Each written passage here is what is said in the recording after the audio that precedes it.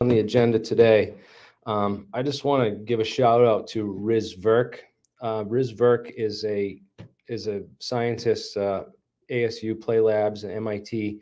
He was actually out at this STS conference in I think it was in San Francisco, Sunnyvale, California, back in last year. So he was at that conference with me and saw my technical UAP presentation. But I just loved what he said. If you haven't checked out anything on this guy, definitely look into Riz Verk and watch some of his videos. Try to find his presentation from that STS, the Secret Space Program. You can't make this stuff up when it comes to academia in UFOs. I proposed a perspective piece, kind of like an academic op-ed, to an STS journal. STS is Science, Technology, and Society, the field my PhD is in.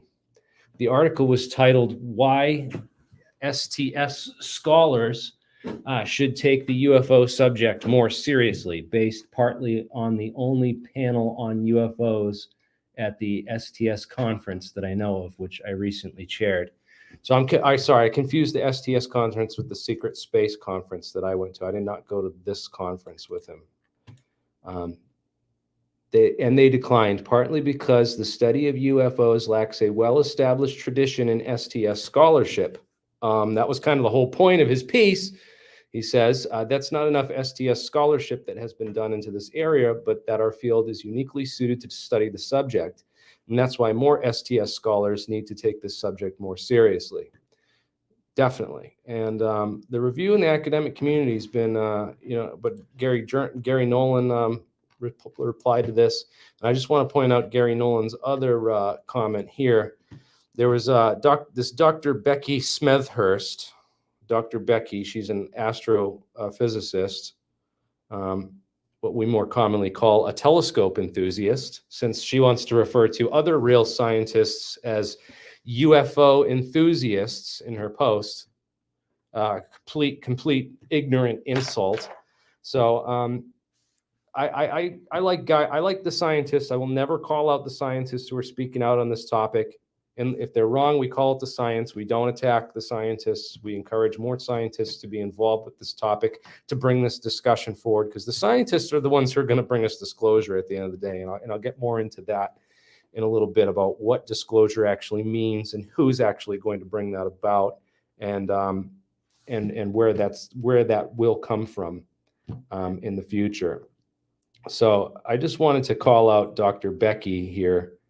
I had some great responses to this, and I'm a scientist and a historian. I mean, how would you feel if I refused to call you an astrophysicist and refer to your science as just, oh, this is just telescope enthusiasm. You're just a telescope enthusiast. And this is essentially, what they've done to us. Marginalizing the science and making it, it's not a real science. This is pseudoscience, and this is there's no real scientist. This is ridiculous, and this needs to end. I wrote an email to unfortunately, you go to Dr. Becky's page and she doesn't allow DMs, so you can't send her messages. She's blocked everyone, even though she's only got like 50K followers.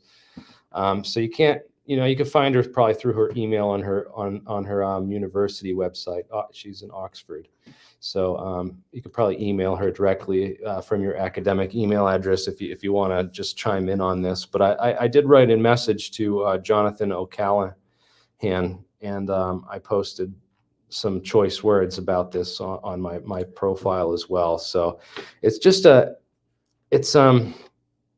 it's important that we get through to the scientific community and put good evidence forward, stuff that these people will actually look at and look into, where they can find, real data and real things they can sink their teeth into. And I put that together with my my UAP presentation on, and yeah, we're gonna call out some of these people too, because I've been doing way more research. I'm not ready to put everything together yet, because I'm still doing the research. But John Pendry, who coined the term metamaterials, he's involved with all this he's MI6. And, you know, a lot of this research, a lot of we've proven that he plagiarized a bunch of papers, which we're going to get into. And we're trying to see if he ripped off the metamaterials research to get credit for that as well. So, you know, this is one of the downfalls of academia is you get people that don't do real science and they rip off other people and claim it as their own. A lot of plagiarism in science, a lot of big names that have just ripped off their graduate students and ripped off other people's ideas in order to get where they are. So there's so much of that, but I have a almost 300 page, it'll be 300 pages by the time I'm done with it. I'm always adding more stuff. But I have all kinds of stuff on here where real linked to classified, you know, information, real classified projects, real researchers who got arrested and did real jail time for the research that they're doing into, you know, terahertz and other ultra fast photonics and stuff. So we cover a lot of I've gone into detail about all this stuff, but tonight, of course, we're not going to cover any of that because, you know, you go to my YouTube channel. First off, you know, you go to search for Jeremy Riss or some of this other stuff, and you'll find my newer interviews. But a lot of the older stuff, man, is just YouTube algorithms have just disappeared. Tons of content. So, you know, I don't usually like to bring up Mick West, and I'm not a big fan of Mick West, really. Some of his stuff's all right, you know. Some of his stuff is better, and then some of his stuff I just don't agree with at all. But unlike Jeremy Corbell, who posts this debunkers beware meme all over Facebook and says it on his damn podcast as if debunkers are actually afraid of him.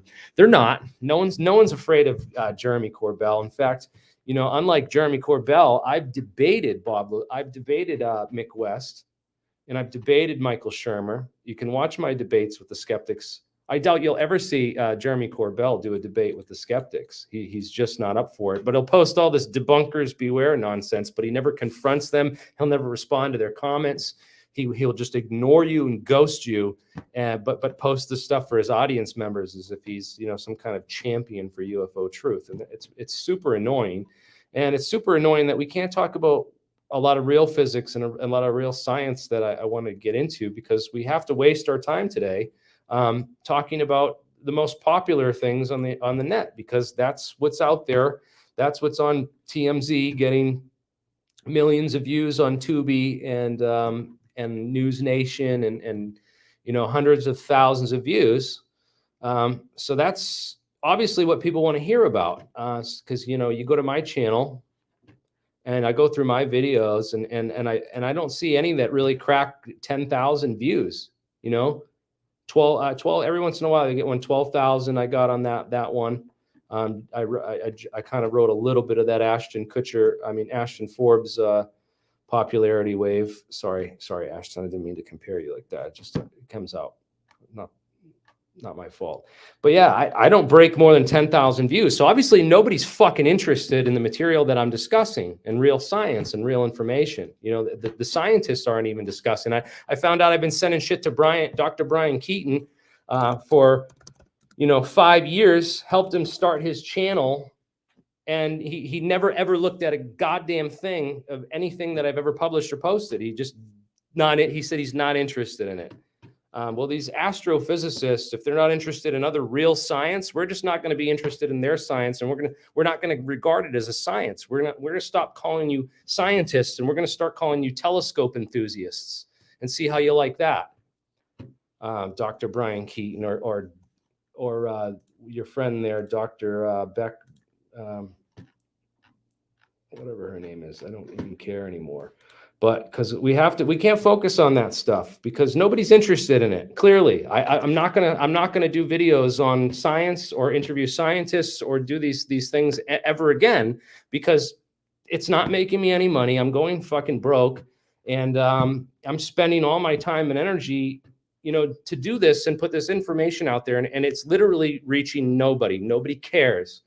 But what people do care about is this UFO video, which I have to take time out of my day and address now. So I don't usually like Mick West, and I've debated him.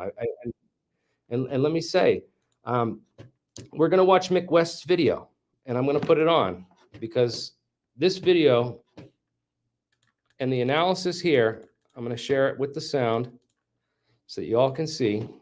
We're going to watch it because this is, you don't like Mick West, but I watched this video earlier, and normally I shut his stuff off and I can't even stomach it or deal with it. But this one, I'm going to play. This video, called Jellyfish, came out a few days ago. It shows an object seeming to fly over a US military base in Iraq.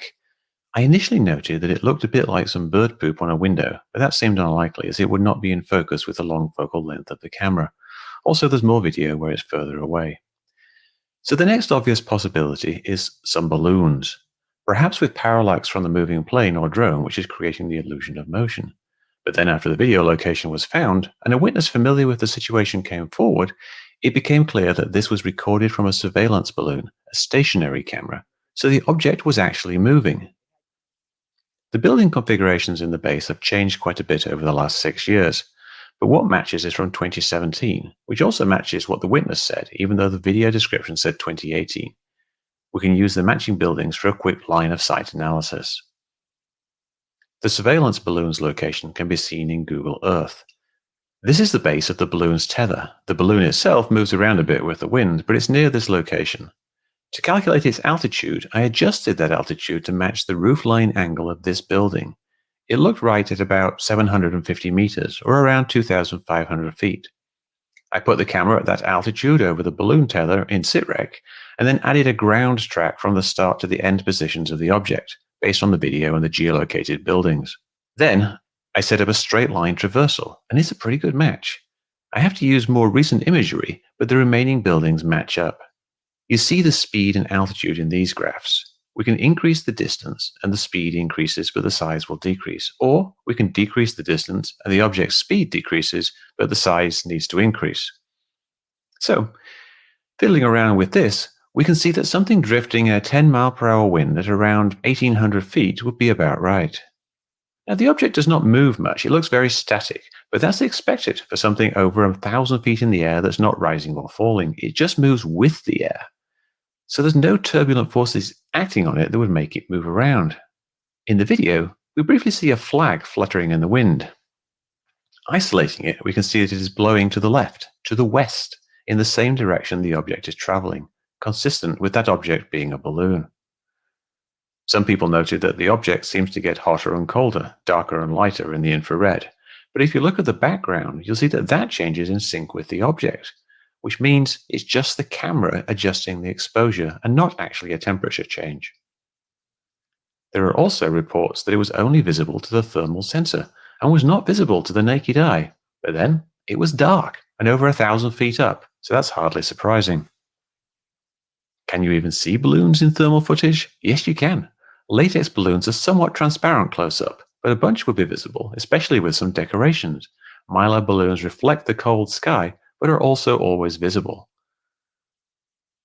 So what does this initial analysis tell us? Well, if there were some odd-shaped balloons, maybe a few balloons covered with some streamers or other decorations, and the wind at 1,800 feet was just 10 miles per hour from the east, then this is what you would see. But there's more. There's actually two videos. One video shows a faraway object. Jeremy Corbell suggests that this was showing the same object over water. But we can see from the heading of 172 degrees and the slant range of 6.8 kilometers that it's actually several miles due south of the base. We can also see some power lines and roads, so we can do a rough geolocation. Again, it's just moving in a straight line, in the direction of the wind at about wind speed, consistent with a balloon. But is it the same balloon?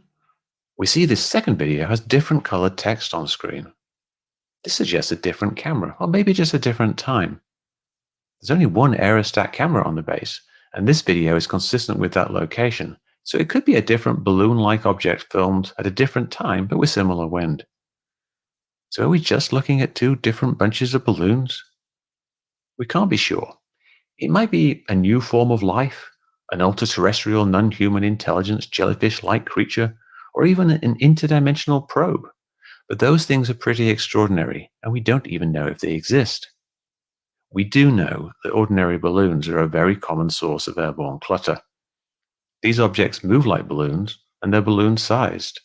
So despite the odd appearance, I think that what we are looking at here is something like two bunches of balloons, miles apart, drifting in the wind.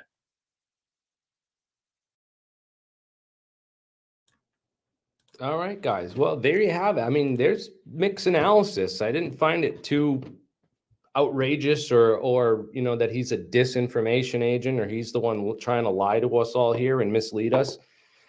Now, let's compare that with Weaponized Podcast from the other night.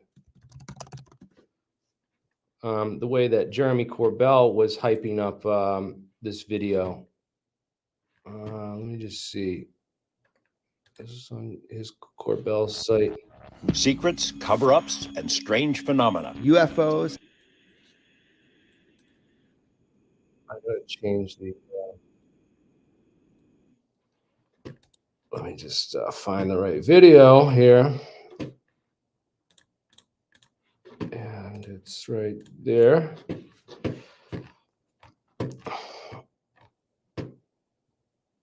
Psychic spies. All right. I don't even know where his recent one was, but he's there like screaming savage while he's playing the video and like overhyping everybody up. It's so ridiculous. It's silly. I call it silly. Same type of silly behavior that we see from these academic scientists who are saying that, the scientists studying UFOs are not real scientists, because it's easy for them to say because of people like this, and they can get away with it. Now, he doesn't do any of his stuff live, so he's got no live content. He'll never do anything live. It's all pre-edited, pre-scripted stuff. But I mean, Associated with it. But you do this. I have to report on this, dude. I'm getting 5,000 views per video talking about real science and real disclosure and doing catastrophic disclosure. This guy, in one day, he got 150,000 views on this video. So obviously, this is what people want to talk about. This is what people want to hear about. It's what they want to focus on for whatever reason. So here we are talking about this kind of stuff. Now, one of the weird things about, let me just share I have to keep doing this window share. So this is the base. You can go find this. It's in Habanaya. It's just due west of Baghdad. So people were saying, well, what is this thing? And, I had made this post on Twitter and is mostly a mockery saying, this is what it is, right? So they had posted this picture of someone took these Mubarak balloons, right, and arranged them in a bouquet. If you take all these, you make all these, put helium in them, and string them all together, it might look something a lot like that. And this is the one I showed. I mean, look at the 18 inches, 12 inches. So these stars, and then you get these 18-inch moon pieces with the EID letters and stuff floating beneath them. I mean, it looks very similar. I'm not going to stand by the 100% match, because I've actually, found another explanation that makes even more sense. Because after David Grush came forward with the massive revelations that these are interdimensional beings, I mean, I have to go with the conclusion that it's actually Krang from Dimension X, because it lines up with the interdimensional stuff, and I mean, we could go all day with crazy, ridiculous assumptions for what it is. It's an ultra-terrestrial jellyfish-like creature that came from Dimension X. Well, let me tell you noobs something of all you guys. This is an old video. I don't know if you know who this guy is. Most of you, too young to even know who this guy is. Never mind how young he looks here. But this was first aired in March 6th, 1975. And this is the first time that the Zuder Film was aired on television to the public. Now, the CIA were very, they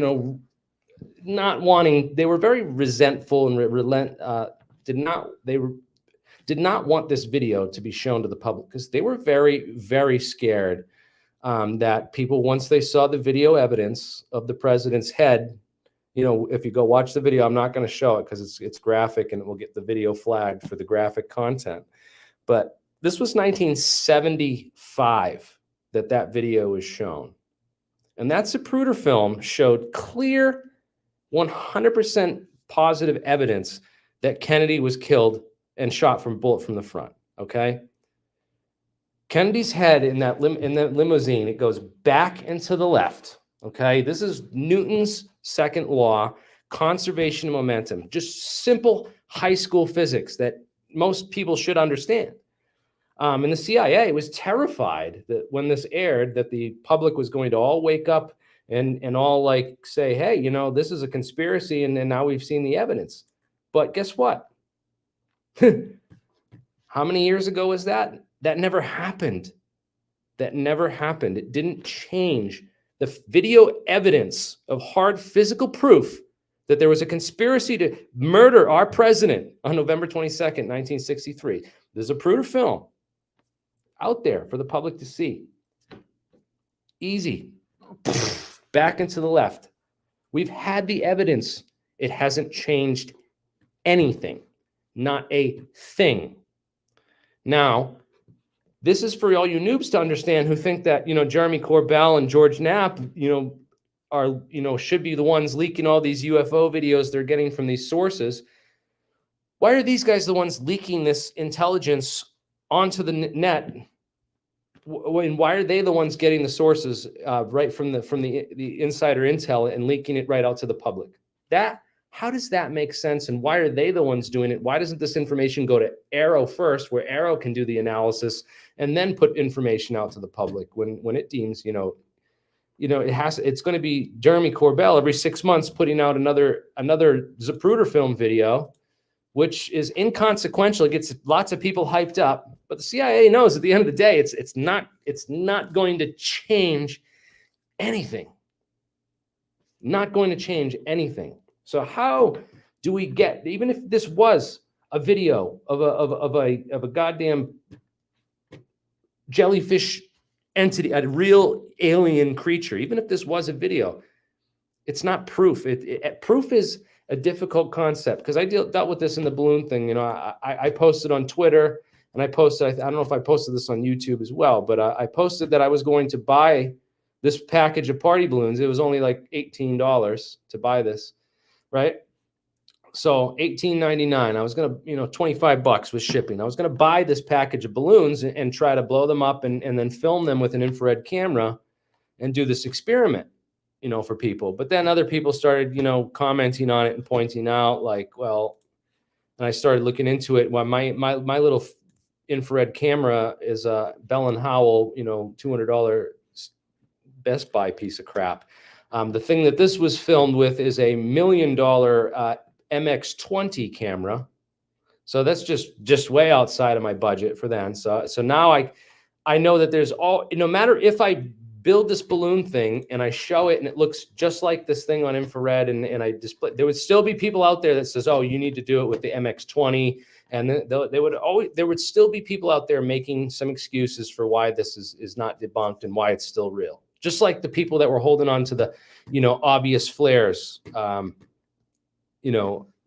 the palm, the 29 Palms video that he released with the triangle. It was an obvious flare drop, and there were people still arguing like a month later to their death, like screaming with their last breath that no, this was a real alien craft or whatever. It's again, I realized then it's a waste of my time, a waste of my energy, a waste of the science maybe to even do this. So if I were to do this, it would just be for the clicks at that point. And, because I'd post this video and it still couldn't do a better job than I think Mick West did in his debunk video there that I showed. And at the end of the day, there would still be people out there saying that, no. I had people arguing with me that there's no elementary schools in that neighborhood, that, it was a different time of the month. I don't know when the video was released. I guess June, July is when Eid Mubarak is. It's a Muslim holiday. And, the suggestion that it was Eid Mubarak balloons because it's in Iraq, it's a Muslim holiday. and they sell these balloons and you can buy them. So that was the one of the first guesses of what this was. But it could also be birthday child party balloons. I mean, it came from this way and blew out over the water here, this lake. So this is just Western Baghdad. It's just giant. There's all farmland and houses all over here. There's an elementary school right across the river. So where is the elementary school? There's a temporal school here, an elementary school here. There's several. There's a high school here. So there's kids all in this area. There's schools all in this area. There's birthday parties that happen all in this area, and maybe they're poor neighborhoods, but there are also rich people in Iraq too. Okay, not everyone's broke and poor. There's lots of rich people who worked with Paul Bremer and the oil barons when they came in to sell out their country, and they got paid for that. So it's not all poor people, living over in Iraq. I'm getting all these comments on there. It's just ridiculous. So I can't do anything but just be silly and joke at the whole thing and think it's a goddamn joke, because it's just completely silly to me at this point that people are paying so much attention to absolute clownery and nonsense. Again, maybe it is interdimensional beings. Maybe Grush and Corbell and Knapp were all right. And, maybe I'm wrong about the Zuder Film. I don't think I am. This was 1975. I mean, it's 2024, 25. That's almost 50 fucking years ago. 50 years can go by with video evidence of pure conspiracy and nothing changes. So I just question who these people are, because you look into my history, right? Go to my videos, go to oldest, right? 15 years ago, quasi-crystals. 15 years ago, I was making videos on metamaterials, stuff that the public didn't even know about till 2018 when TTSA came out and started talking about these things. In fact, you go back to Tom DeLonge when he was on Joe. When Tom DeLonge was on Joe Rogan, half the material he was talking about out there, he showed the TR3B, he showed that fake video of it teleporting or whatever. It was really bad. It was basically like all my intelligence, all my research, but polluted and twisted around. And he talked about this metamaterial that was made in space. Go watch my nanoengineering super materials video. Or I don't know if it's in that one or this one, but I talk exactly all these talking points are my old videos from 15 years ago talking about all the science of UFOs and stuff. So it's just, I look at that, man. They walled me off. They put me in this, I used to get 200, look at the video views I used to get on those videos. This one barely broke 130,000 views, okay? They walled me off with this information. And then they came out with their own version and gave the public a version of this where they could safely kind of bring this out to the public in a controlled manner. And it's funny because they picked a guy with my first name to do it, right? It's really funny. They pick a guy named Jeremy, who back when I was making videos on metamaterials 15 years ago and trying to disclose real truth about the science of UFOs, what was Jeremy Corbell doing? Oh, you can look back on his channel. He was trying to be an artist and trying to, sprinkle blood on pictures of Sharon Tate and sell them as art. So why did he get to be the guy who's champion of disclosure now and put out on the media, picked up by TMZ and all these big news stations to be the face and the head of a guy named Jeremy, no less. Now listen to this. This is even more crazy and revealing. And this is going to get people who know angry, because I know this UFO thing is because we want to know the truth. They say that when you look at things in retrospect, hindsight is 20/20. Not really the case for me. I always thought I would be a martial athlete, mixed martial arts, training jiu-jitsu and wrestling and boxing. That's what I love.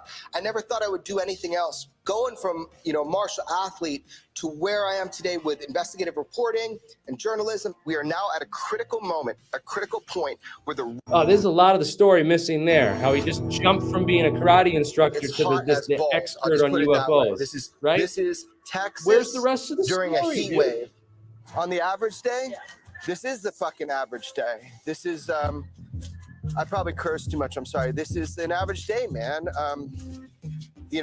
George and I, we work on this every damn day, and this is not a job that we get paid for. I actually have a real job, but luckily it's real estate. It's I'll just put it that way. This is he just walks by a homeless man.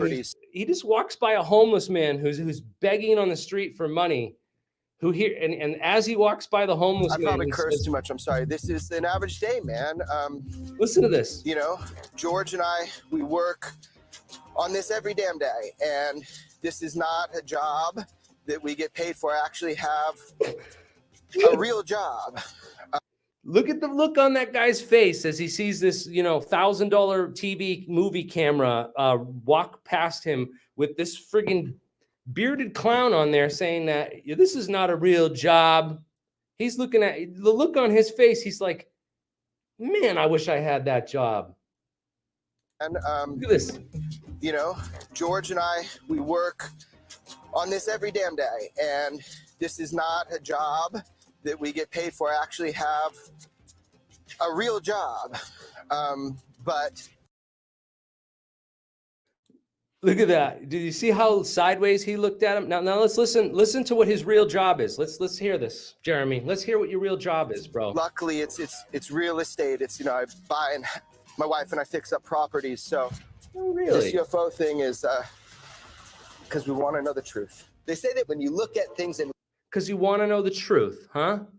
That's what the UFO thing's about, Jeremy. I probably cursed too much. I'm sorry. This is an average day, man. George and I, we work on this every damn day, and this is not a job that we get paid for. I actually have. You see how sideways that homeless person looked at him when he said, this is not a job I get paid to do? A real job.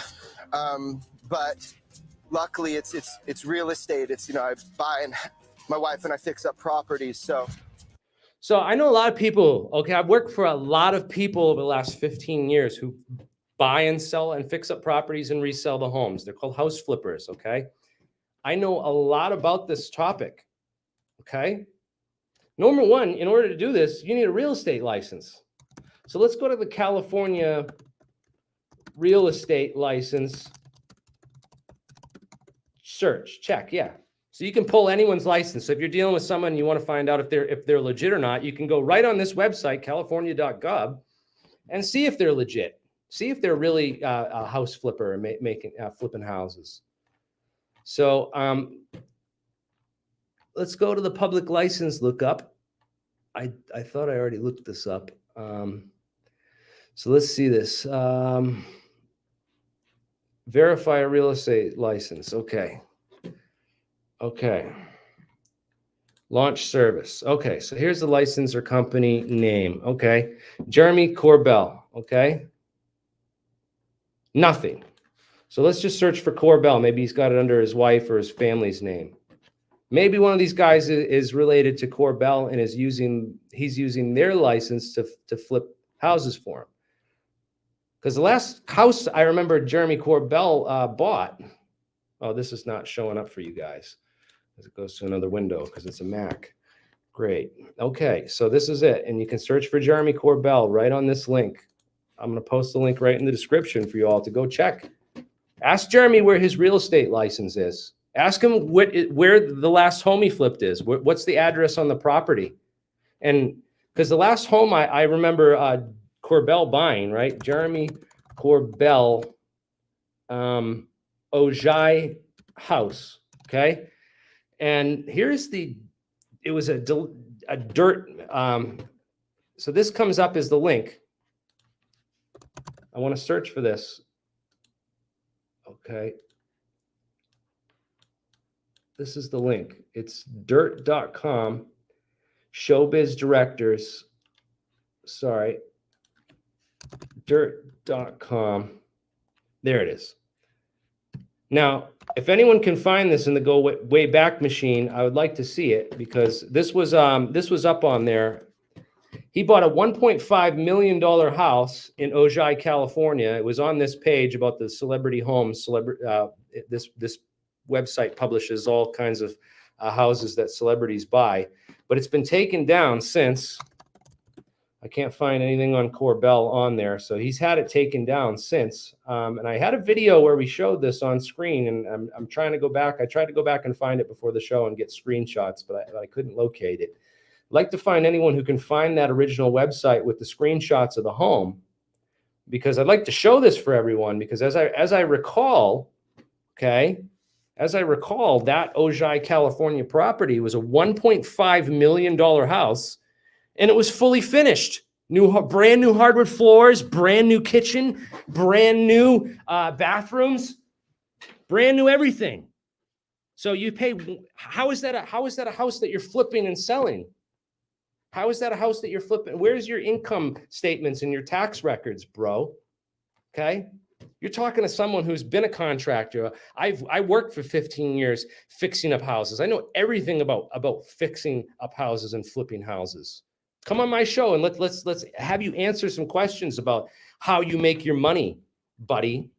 Because I don't think you make your money off real estate or flipping houses. Because the last house you bought that I can find any real estate or records for was the Ojai, California property. It's a $1.5 million home that's already finished and completed. So how are you making money off that? How are you flipping that house, bro? Thank you. Yeah, bro. And California, if you look up California, any contractor who knows, who's worked in California or just goes on, anyone who's been on contractor websites or pages knows what happens in California. It's the worst state, the worst laws for real estate and all this stuff in construction. You need to pull permits for everything.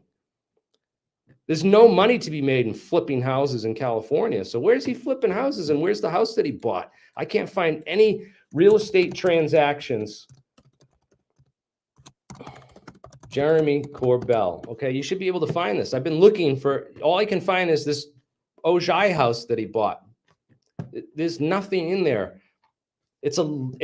Prove to me, bro, that you are really making money flipping houses, and then explain to me how did you go from being a martial yoga instructor, quantum yoga instructor. I always thought I would be doing a ballet, martial athlete, okay, mixed martial arts, dancing around on training people, jiu-jitsu and wrestling and boxing. Okay. That's what I love. You ever seen anybody do any of these moves in an MMA fight? No, because you get your ass kicked in a fight if you try to do that.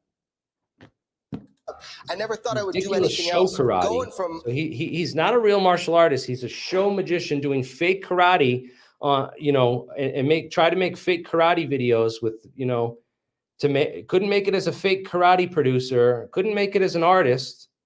So what does he do? from somewhere other than Earth. He goes into UFOs and starts talking UFOs. And now he gets his own show on TMZ and catapulted with George Knapp and this Bob Lazar documentary and all this stuff. Bro, it's obvious. They picked a guy named Jeremy, for one. You were sprinkling blood on pictures of Sharon Tate and calling it artwork back when I was disclosing, just starting off on my research and disclosing all kinds of stuff that I was finding on the science of anti-gravity and whatnot. It's all there. I mean, go to my page and you can go to oldest videos. It's all there, man. I have tons of work under my belt and bro, it's like, for the most part, it's been completely blacklisted and put in an information cordon, not allowed to get out. Jeremy Corbell won't even talk about the TR3B. He'll say black triangles. He won't even like to say triangles. He said pyramids.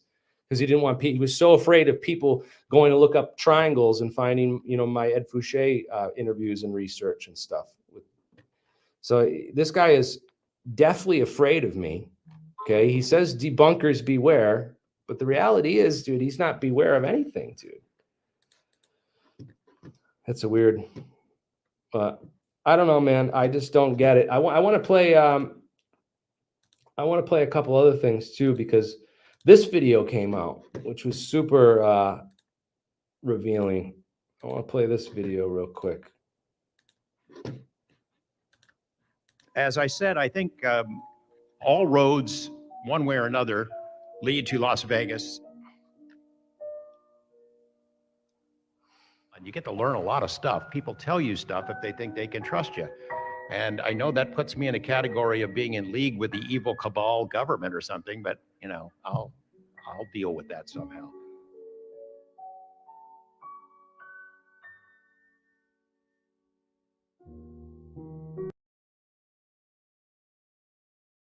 So I'd never heard about this before, but it's an interesting connection that I would love people to dig more into. So Knapp married his girlfriend, Ann Fetcher, daughter of his longtime friend, Dr. Robert Harry Fetcher, who was a pioneer in classified government projects. So he worked on all this Manhattan Project stuff and after Manhattan Project secret stuff. So really weird. Were you out of Stanford before you went to the MIT and the radar stuff?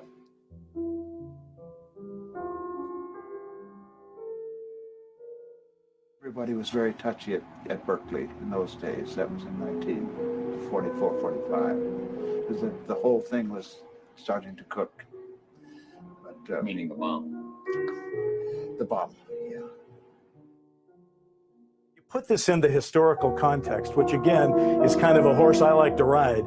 If you think about it, go back to 1947 and the 50s and the 60s when these same kind of things are being reported. This is this is cutting edge stuff you're talking about at the time. Well, it was secret anyway. I just pastored this guy fucking over and over. His name's George motherfucking Nats. He kind of mentored me now for over a decade. So the title of journalist was bestowed upon me by the public. So I'll accept it. When you read Bertrand Russell, you know that he saw Lenin as a rather bad character who rejoiced in murdering people. And so I like Bertrand Russell a lot. And we understood that it's necessary to have enemies in order to bring the people together. So if your human and Christian impulses can be matched with your best economic advantage, then you have a happy combination. Let me take another shot at to see it. Here's where the video gets a little bit weird, because it starts trying to say that there's this satanic connection and everything. And, yeah, all right. I don't know about that. It seems kind of far out, but yeah. Have you ever seen Jeremy Corbell's wife, what was it? Rebecca B? Katrina B. The Art of Katrina B. B-A-B-E-A. That's Jeremy Corbell's wife. Have you ever seen her artwork? It's fucking just weird, man. It's like some wild stuff. But anyways, yeah, these guys will never, I don't think they'll ever debate me, but hey, the challenge is on the table, Jeremy. You pick a platform, get it set up, man. We'll charge pay-per-view for that, because people will watch that, bro. And I've already said, if you want to make it into we'll go on Joe Rogan and we can do a cage match, because he's said in emails, that he wants to physically kill me. Jeremy Corbell has said this. So I'm gonna bring up some emails right now and start reading them, stuff that I've never shared before, because I'm ready to, this is it, man. This is what people want to hear. People are fascinated with Jeremy Corbell. He's the man. He's the hero. He's getting hundreds of thousands of views. So people want to hear me talk about him. We're gonna talk about Jeremy Corbell tonight. Okay. Let's find an email here. Okay. Oh boy, huh?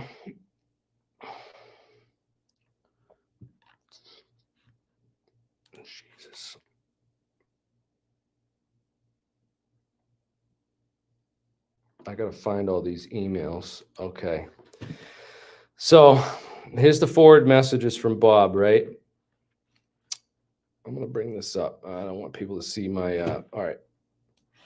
I don't know if you guys can see this. Let me just find it real quick so I can show it for you. It's not showing.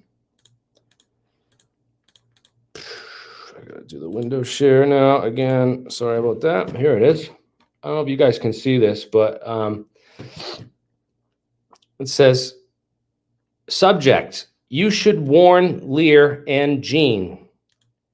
Hey, Bob, I saw this posted on a live interview I did today. See attached image. This is that alien scientist guy who's your loudest detractor. So he knows that I'm the loudest detractor of the Bob Lazar story. He knows who I am, okay?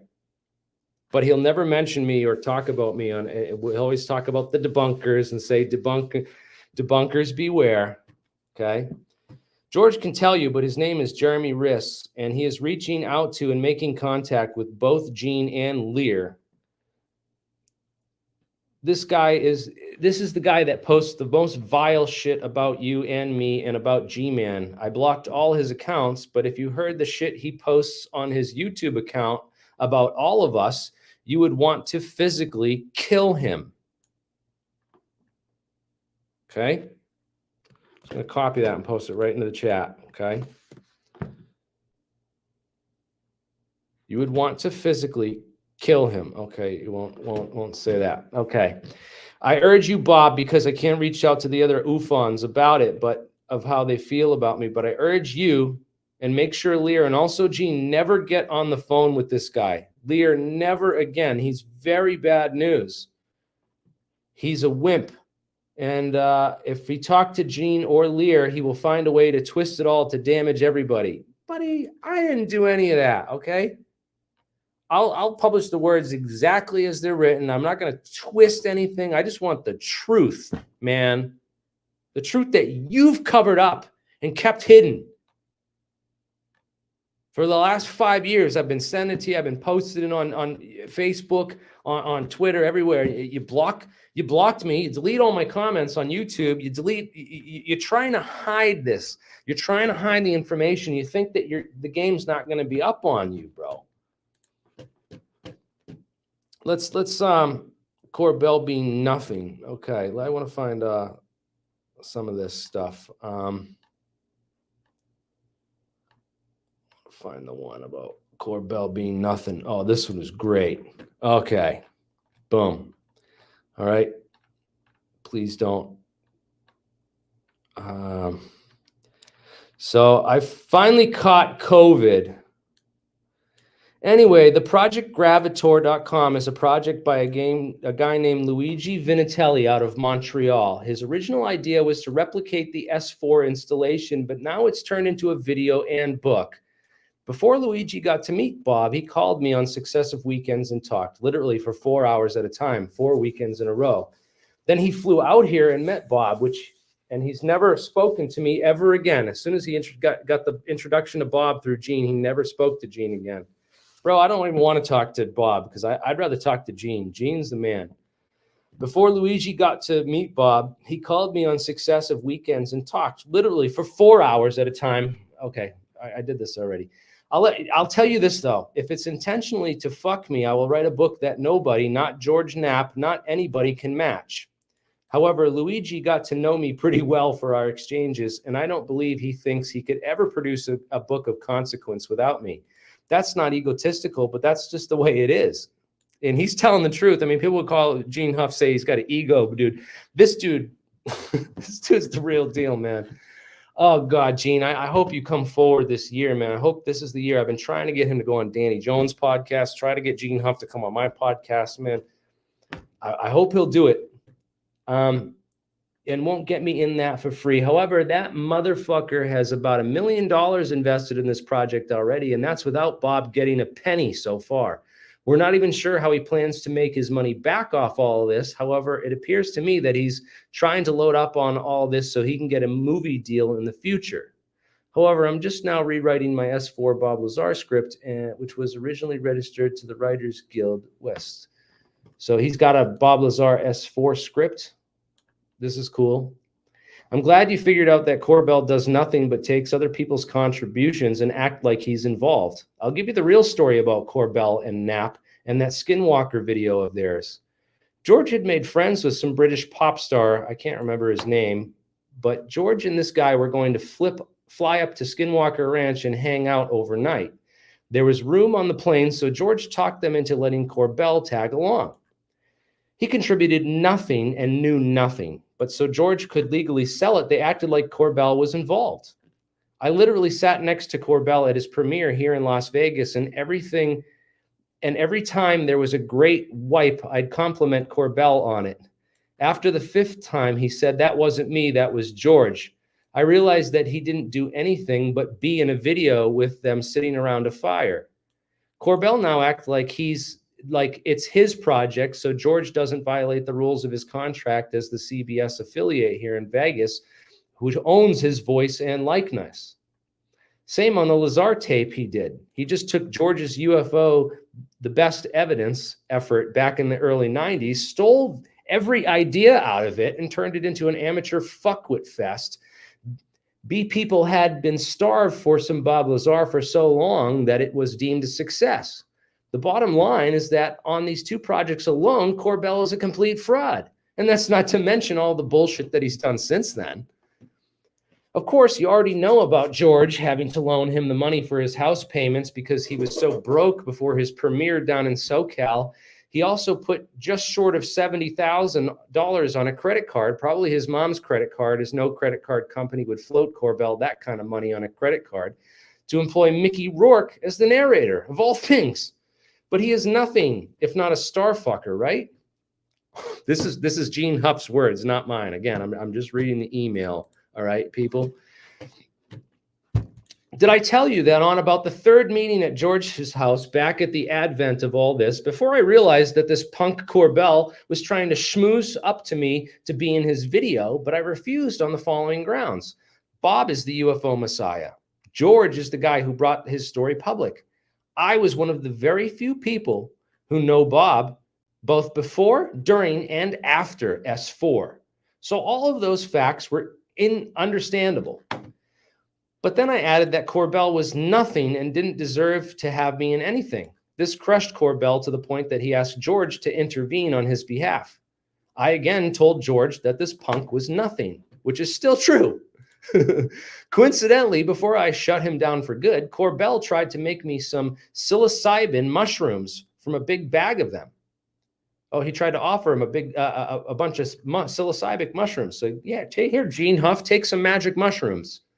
I declined, and while I knew people were doing mushrooms 50 years ago, no one ever offered me any on the 3rd time I ever met them. So George and I and George's wife, Anna, turned him down, and he ate mushrooms right in front of all of us. I'm sure you can tell how much that bolstered his abilities to me. If he doesn't even have that much decorum, he really shouldn't be taken out in public. So I'm on YouTube and watching the George Knapp episode program, or at least part 1. And George Knapp was good, but his memory is slipping a bit now that he's in his 70s, which I am now too. And when he slips, it's usually about something that happened before he was involved. He's been around a long time, so it seems like he was always involved. But he only came up on the scene when Bob went public. Right. Gene Huff was friends with Bob and John Lear for like the months before that. So he knows way more about the story than Corbell and George Knapp. He was not around for the entire set of the events from the advent to the sudden end of his particular episode of Bob Lazar's life. I was, and sometimes it gripes George's ass when I correct him, but I was there and he wasn't. In fact, I'm just getting ready now to contact him and correct him again. George and Corbell do not know what I told you about us seeing the disc either cloak itself or jump miles to the southwest. So, okay, so this is about his other email to me. I asked him about the video where they filmed out of Tickaboo Peak when he hiked up there with Bob's wife, and John Lear.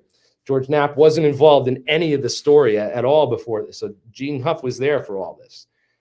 So he testifies that footage was real. It wasn't Janet flights, that they got it. They saw a real UFO and that it teleported and jumped on camera. So Gene Huff's testified that, and you know what?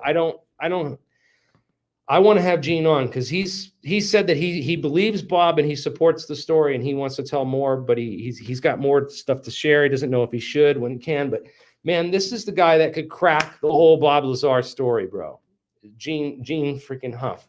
And this is just hilarious insider information because he was there for all this when Corbell was making his impact and debut on the scene.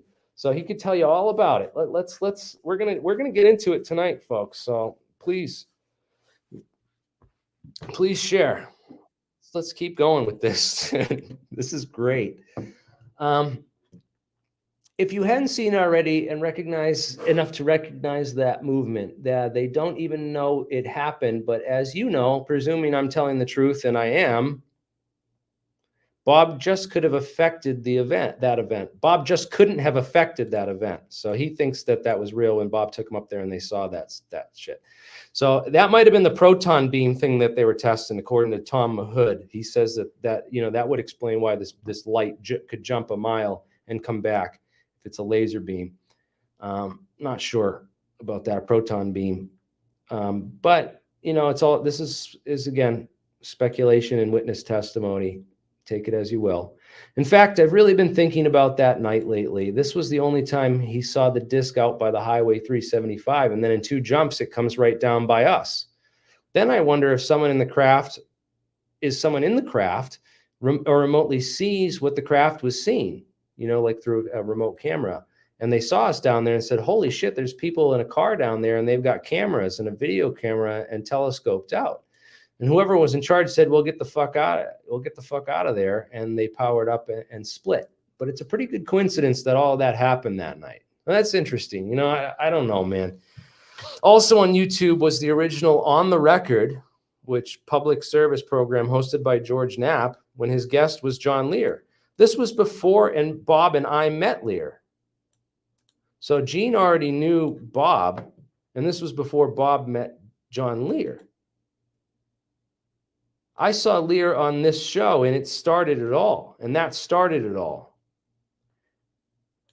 Ooh, that's an interesting statement. He saw him on the show, and it started it all. This was in 1988, roughly 30 years before John's demise, and I sent Bob an email about it because John looked great, sounded great, and as none of us knew yet how crazy and full of shit he was, Bob agreed, but we do miss him because he was always so entertaining. He enjoyed conveying things he really believed in, equally with simply lying and making shit up. He's talking about John Lear. He always said he loved to stir the pot, and that his day wasn't made until he ruined somebody else's.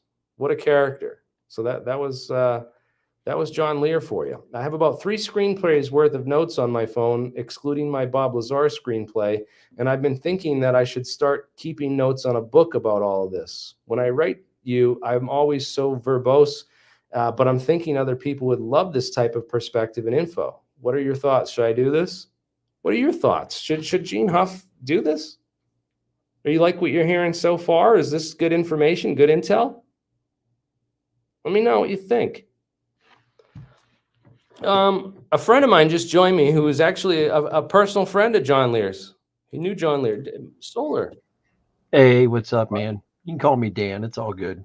Oh yeah, Dan. Well, I didn't know, man. And then he's out there saying that we shouldn't talk to you either, right? So you're the guy that we're bad news, right? Yeah, if you remember that email, when you pulled that email up, I started laughing because that email, Jeremy Corbell sent that out. It had my name in it and your name, and obviously your name was first because he sometimes hangs around Dan and then my last name. Yeah. And I'll never forget it because John Lear calls me on the phone and says, hey, I sent you an email. And Jeremy knows I don't check my email, but like once a week. Get on and check my email. And there's my name. And there's these threats from Corbell and stuff. And it's Gene Huff wants to talk to me. I get a hold of Jeremy. I'm like, dude, you're not going to believe this, but Gene Huff wants to talk to us. I know, dude. And I knew that was Gene Huff for sure because I always knew Gene Huff's email. And I always knew John Lear and him knew each other very well. So you know, I had known John Lear since 2003, I believe is when I met John on a forum a long time ago. And I found him very fascinating. Yes, he was a bullshitter, but he was something else. But yeah, he wanted What to do you talk think about, of Gene we Huff's did- description of him? He just mix up straight up lies with everything, and that well, his- he used to tell his me day he couldn't believe the stuff people would believe, but he also did 100% believe that there was 250,000 people that lived on the moon. I'm telling you, the guy actually believed that. And he believes some other crazy stuff about the moon, but there's no doubt that we've started a correspondence with Gene Huff, which is incredible. And it never would have happened unless Corbell had not complained about Jeremy and me. And see, what happened was he sent this email out anonymously to all these people, and Gene, right away, John Lear recognized my name, you know, and right away. So, yeah. And you still talk to Gene to this day, right? Yeah. I got a recent email from him, bro. I should read the recent email because that one's that one's just it's full of goodies, man. So I know. I think I've seen that one. I can't believe how much money that guy's put $1 million into that Bob Lazar project already.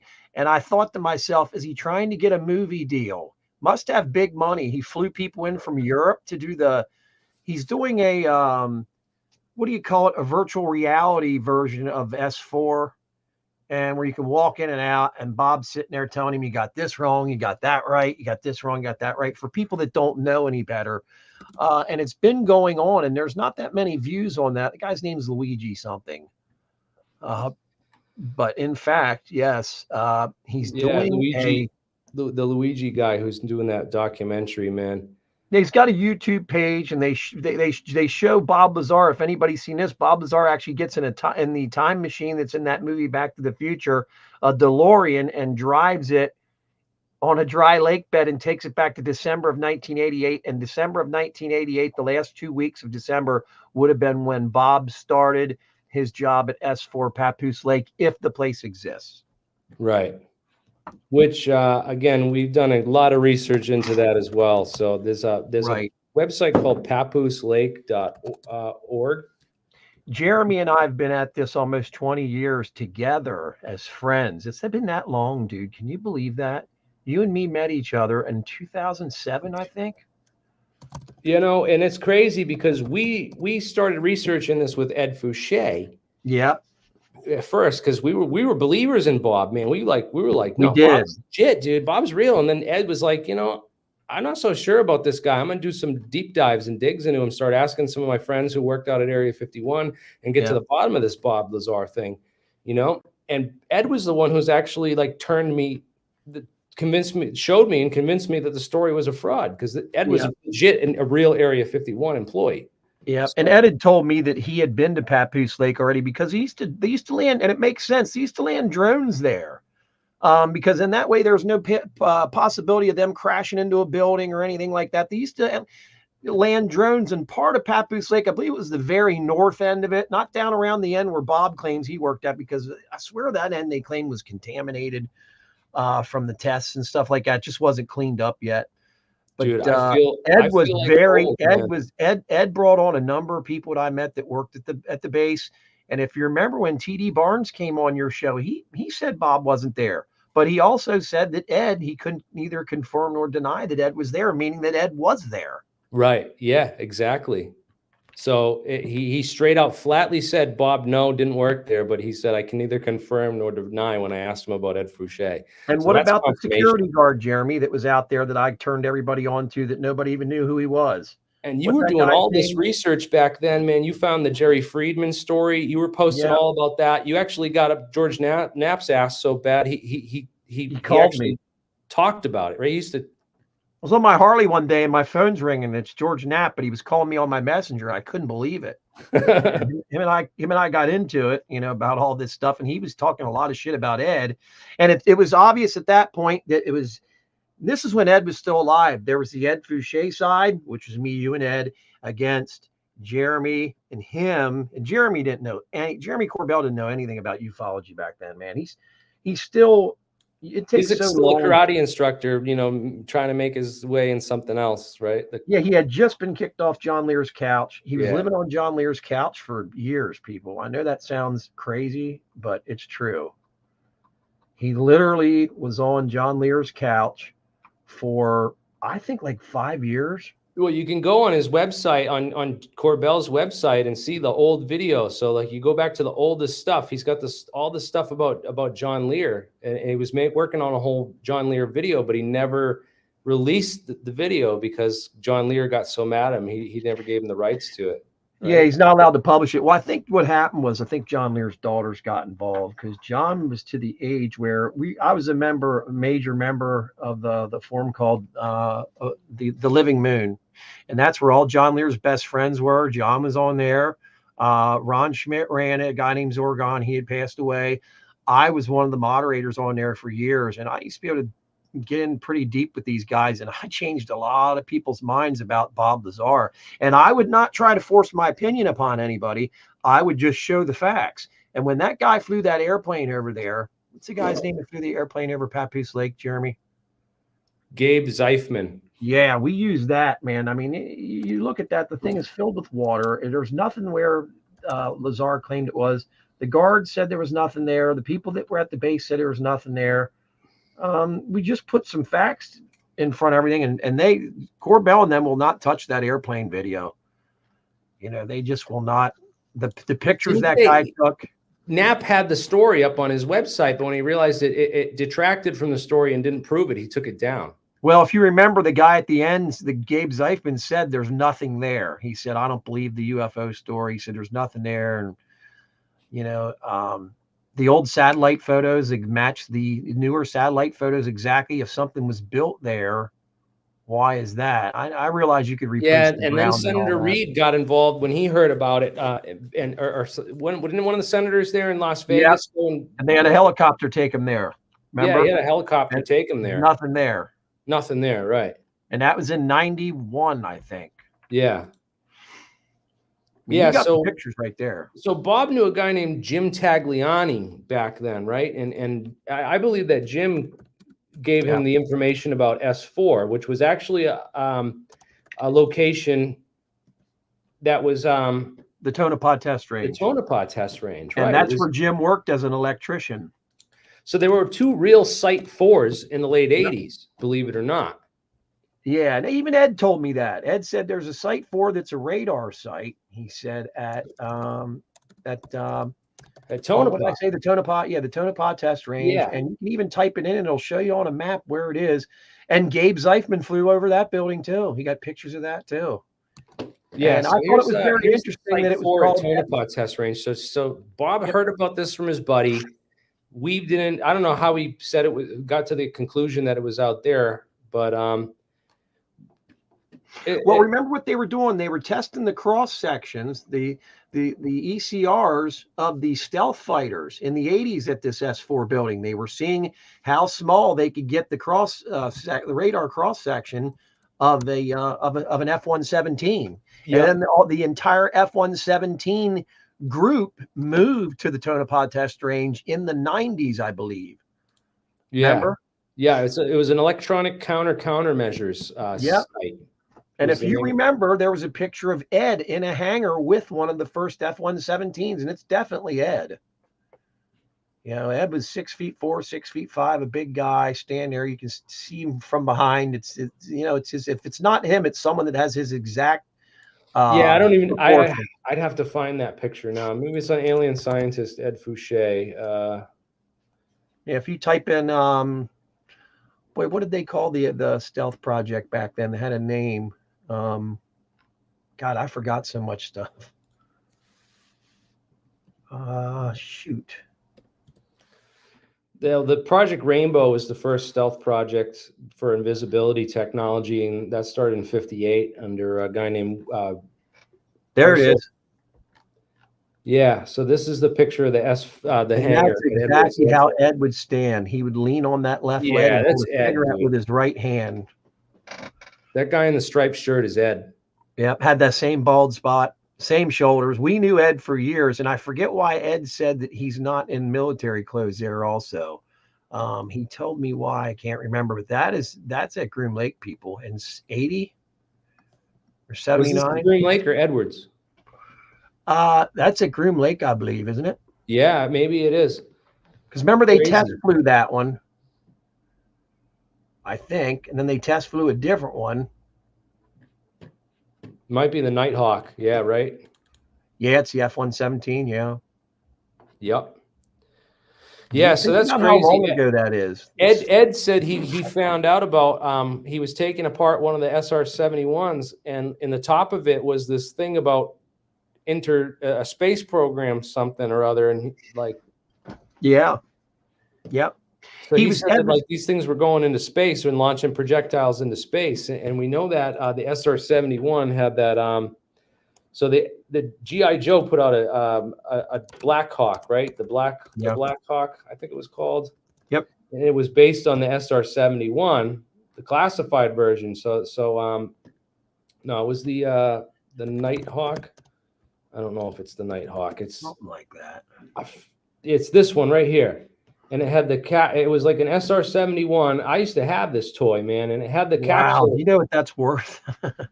It had the thing on top, dude. It had the thing on top, which was wow, and that came out before the SR-71 was known, huh?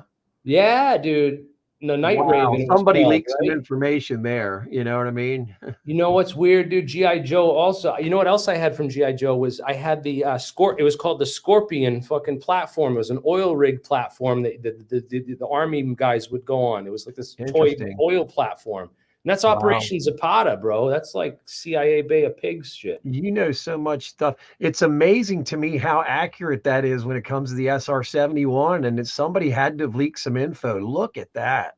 I've never seen that before. That's got to be worth big money. If you have the original one from the 70s or whatever, when this was made. But there's the Dart. You don't see it in a lot of these, but the classified thing had this, what is it called? The D... It goes on top of it. The parasitic craft. Dart. It's the I thought it was called the. It's. I wish Ed was still alive. Something, but it's basically like this projectile missile that they can launch into space for satellite reconnaissance, like super high up, man. Is it the D12 or the D12? I think it's called the D12. Yeah, right. Or what? Something with Y12. Something. D. If you just type in parasitic SR-71 craft, it should come up. There's a picture of it. I just saw it. Hold on a minute. I'm trying to find that one. I'll look for it, but we'll keep going on. We'll come back to it because it's hard to find, man. It's one of those. Here it is. I got it. It's called the.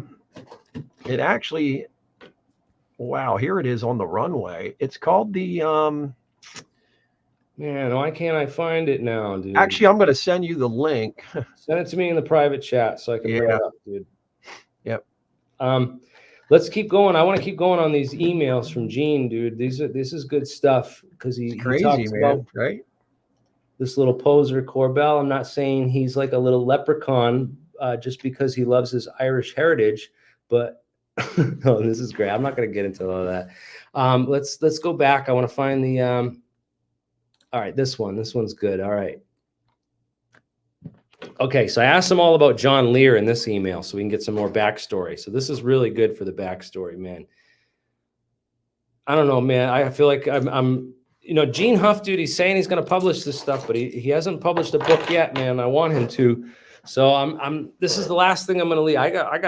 I got a whole bunch of emails from Gene, dude. I got lots of long emails with stuff about Corbell in here, man. I know, and I feel bad because, man, he was emailing me when I got my injury. Remember when I got my hand hurt really bad last year? He sent me a bunch of really neat messages, and I never got a chance to message him back because I literally couldn't type for like 3 months because my hand was wrapped up. Jeremy knows I chopped my finger chopped off at work. I mean, was that at Array? Was that in a professional business setting with someone you're going to do like a professional movie documentary with, or was that like, some party people you met at a rave that you're just like, hey, have some shrooms? You Oh, know? the whole mushroom thing made me laugh. I'll never forget that. Wasn't he sitting at a movie theater or something and ate a bunch of mushrooms in front of Gene or something? No, he offered him a bunch of Hey, what's up, mushrooms, and then Emily? it didn't. When Gene turned him down, he ate him in front of Gene and like tripped out in front of him. Oh, that's right. Gene said he was completely tripping his balls off too. Yeah. I remember that. See how much fun it is when Jeremy and I are on. Some people complain when I come on; they think I'm messed up and stuff. Sometimes. No, those are the haters, man. That's like, I swear it's Jeremy Corbell's sock account saying, whatever. Yeah, man. I used to know his one sock account. He used to come on here and complain, and he used to come on here and watch. I guarantee he's watching right now. There's no doubt in my mind he is sitting somewhere on that phone watching this. He watches every one of your podcasts. Who? Oh, Corbell does. Nuh-uh. Oh, yeah, he does. Yeah, he does. He used to watch him at John Lear's house, man. The funniest thing, the craziest thing was this. Here's what really got freaky with Corbell when it came to John Lear. I would be messaging who I thought was John Lear on the Facebook Messenger app, right? And I'd be like, why is John Lear talking to me that way? This doesn't make any sense. Well, here it was Jeremy Corbell, we found out, was pretending to be John Lear and was going around talking to all these people and getting all this information. And I just asked him a couple of questions, and I said something on the forum. I said, hey, somebody's pretending to be John Lear. And they're like, well, it's the dude living on his couch. I'm like, what do you mean the dude living on his couch? And they're like, there's this guy, Jeremy, this hippie, that's living on his couch. And this was back like in 2012, maybe 2013-ish. Yeah. Maybe it was like 2014. I don't know. I just know this. They had to get like an attorney or something like that to get him the threat of legal action to get him to leave the couch. And he filmed John Lear every day of his life. And John Lear was really messed up on medication for years, because people don't know this. John Lear had all his toes amputated on like one foot. And then I think they started amputating parts of his foot. He was not doing well. And obviously John was on painkillers and was messed up. And yeah, remember the interview where he said that the CIA was giving him painkillers, making him Yeah. Oxycontin every day, and for 10 he years. said they messed his piss test up so that they took him off the pain meds. And he was on a lot of different pain meds. I mean, it wasn't just oxys, it was methadone and some other stuff that I couldn't believe they were mixing together. What happened didn't he test positive for meth on a test or something? He tested positive for methamphetamine somehow in a urine test. And actually George Knapp did a show about it on the news, if you believe it or not. It's like, why you'd put that on the news? And he had claimed too that John Lear, someone had spiked his drug test, and there's no way to prove that. But I'm not going to say anything of what I believe, but I believe it happened due to something called cross contamination, because there was drug usage going on in the house. There was a member of his family, Lear's family, that had been arrested for it and stuff like that. I believe it was some kind of weird cross contamination, and he had it in his system. I remember following John Lear on Facebook, and something happened with his wife and a gun. And yeah, remember his wife got arrested for firing a gun off in the house. John was hanging out with a stripper downstairs, and they split up, and she moved out. She went to jail. Wasn't and he having John Lear this ended up in that it apartment. was some Asian woman that was coming over and giving him massages or something, right? Yeah, they were partying in the basement in the middle of the night, and his wife came down and she pulled a 45 out, man, and cracked the lady in the head with it. In her 70s, she did this. If you type her name in, it'll come up. Marilee Lear. If you type in arrest, it was all over the newspapers. It was very crazy. And John ended up moving out of the house and moved into an apartment. There's his daughter was arrested. That's Allison, aka Allie. There's his wife right down there on the left side, over to the right there, Marilee. That's John's brother, William, over there. There's John, his dad, and his one brother. That's Bill Lear Sr. That's his brother, Bill. I was going to say they got to be passed on because they were 10 years older than John. And John would be 80 something right now. Let's talk more about Corbell though. So Corbell's Yeah. living on his couch. Yep. There was some rumors. Apparently, you heard about him stealing books or stealing pills. Yeah, well, yeah, there was a lot of UFO information that ended up missing afterwards, and they, that's John Lear had like a collection of old UFO books at his house, right? Yeah, some of the books were worth big bucks. I don't know if people realize or not, but some of these older books that were printed 50 and 60 years ago go for thousands of dollars. He had an original copy of the Ringmakers of Saturn. Yep, and look up what that goes for right now. Perry Spoiler's also book. He had thousands of dollars, $2,000 here. Yeah, and I think there was a couple of those missing. Now, I'm not saying Corbell took them, but I'm just saying that some of this. It's just weird that he was living at the house at the same time they disappeared. Yeah.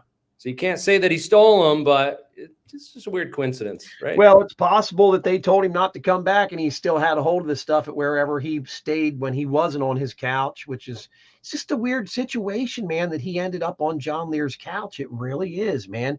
I could never live on someone's couch for more than a week, much less years. It's just, it's very weird. So you got to remember. Was he married at the time? When did he meet Katrina? I don't know when he married her. You'd have to ask Gene that. Oh, you know what? I have info on that. It was on that guy's channel. This guy, right? I followed him. I can't. His name's @DisclosureKing on Twitter. If you guys want. Oh, I seen that guy. I seen where you posted his video or something. Yeah, man. This is just. I don't know about it. I'm very curious and skeptical because I had that video where he talks about George Knapp's wife there, right? Yeah, he married she's a lot younger than George, I think. I could be wrong though. I think George is in his 70s. Dr. Robert Harry Fetcher. Yeah, and I saw where you showed the guy was into particle physics, right? Dude, he was on a Manhattan Project working for Berkeley, like doing particle physics and early physics stuff, man. This is we're talking about a very strange circle of people, basically. It's a very strange circle of people.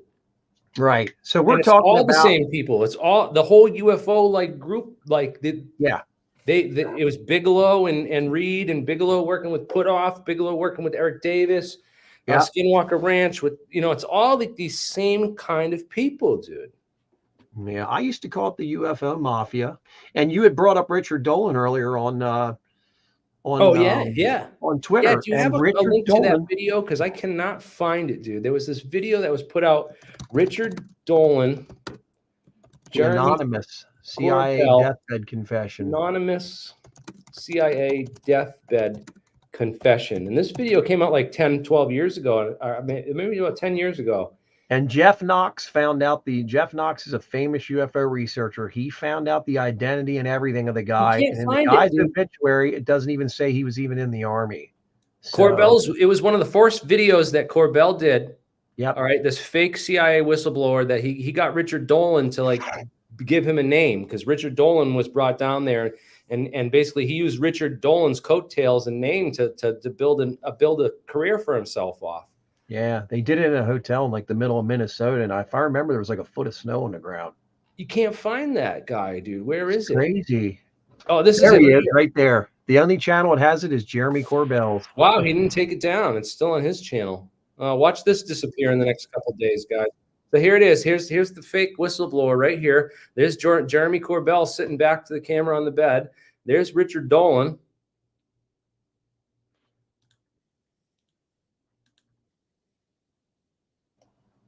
Yeah, this is bizarre stuff.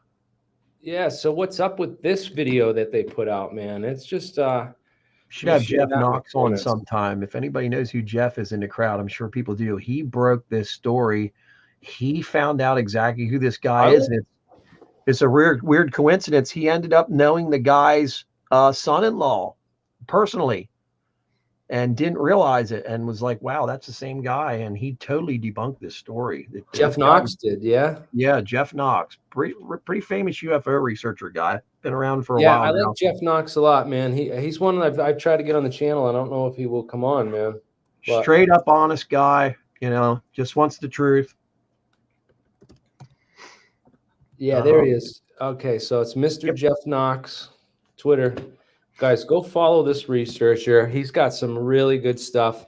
You know who else I like is that posts a lot with him and other stuff is D Dean. It's like D Dean Johnson or something.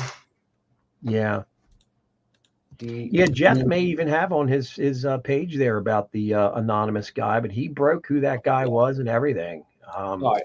So if you want information on all this stuff, man, these guys did a ton of this debunkings and stuff. D. Dean Johnson has some really good Bob Lazar material and research too.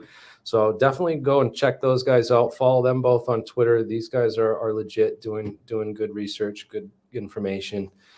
And you know,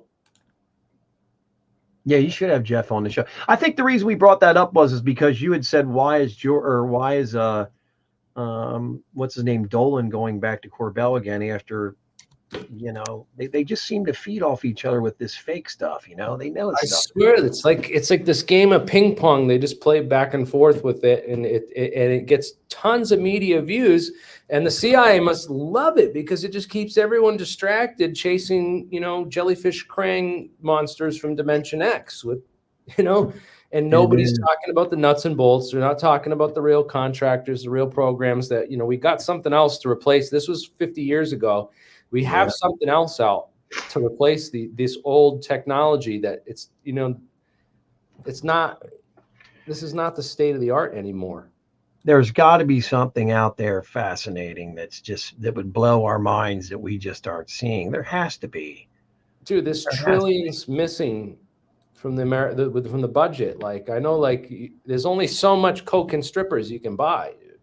And I still believe that Tic Tac story. I believe that was a test. I believe that was done on purpose to see and I believe it was the drone to see what that pilot would think about it. You know, that's my opinion on it because of where it happened and how quickly the people were on the boat or were on the Nimitz afterwards. I mean, there was Air Force people on that Nimitz. That would have took days for that to happen, and it happened in an hour.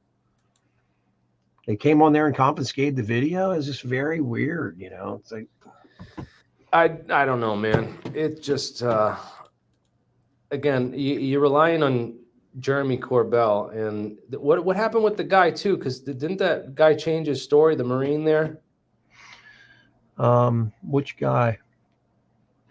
There was one of the Marines that was on the base there with the jellyfish video that changed to like he said. Oh well, the thing was Corbell had said that you know the thing stopped on a dime and then goes into the water for 15 minutes and then comes back out and shoots off into the sky, and you never see any of that. And then you hear him when he's talking to that guy admit that he's never even seen that part of the video. He's just been told about it. And I was just like, man, that's not what you said in the last video. You know, they're trying to get a hold of that part of the video through channels. And I don't know. They never even seen that part of the video. So.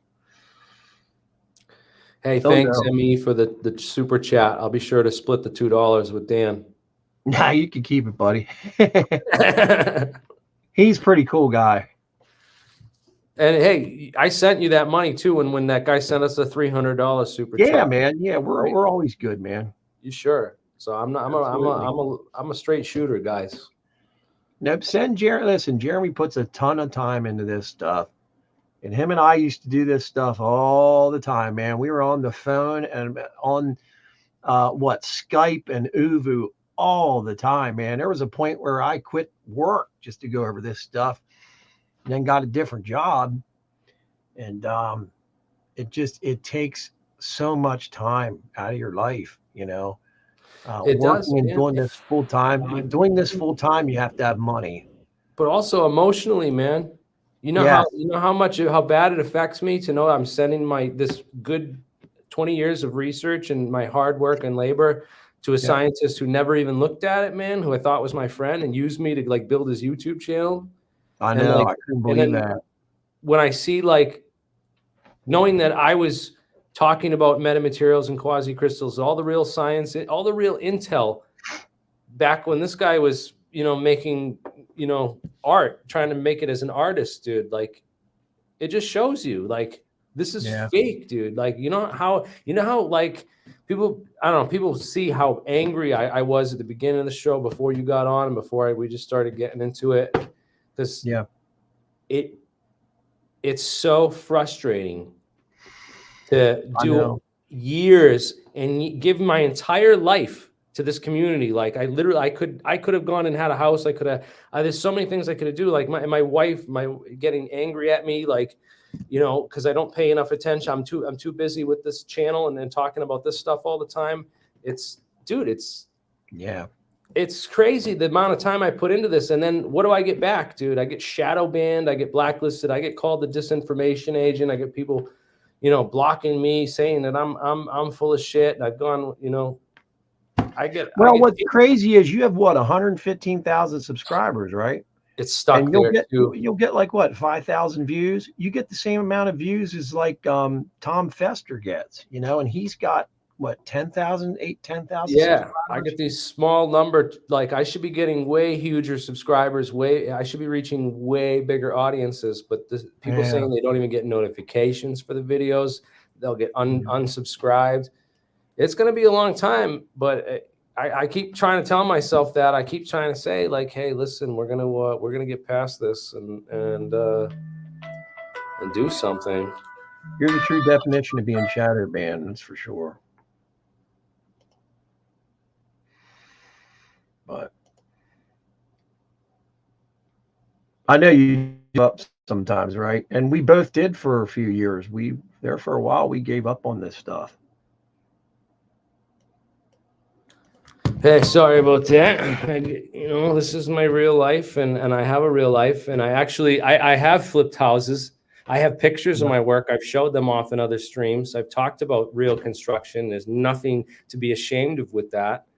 I've had, you know, guys like Brian Keaton come out and say, you know, oh, Jeremy, he doesn't work as a real scientist. So he's not a real scientist, you know, because he hasn't worked in that field and you know, officially for the last, you know, his career. Because I to tell you what, when I got up with my bachelor's degree in physics, the best job that I could get was a overglorified technician's role at about $19 an hour. Okay. Yeah. It's not, that's shit.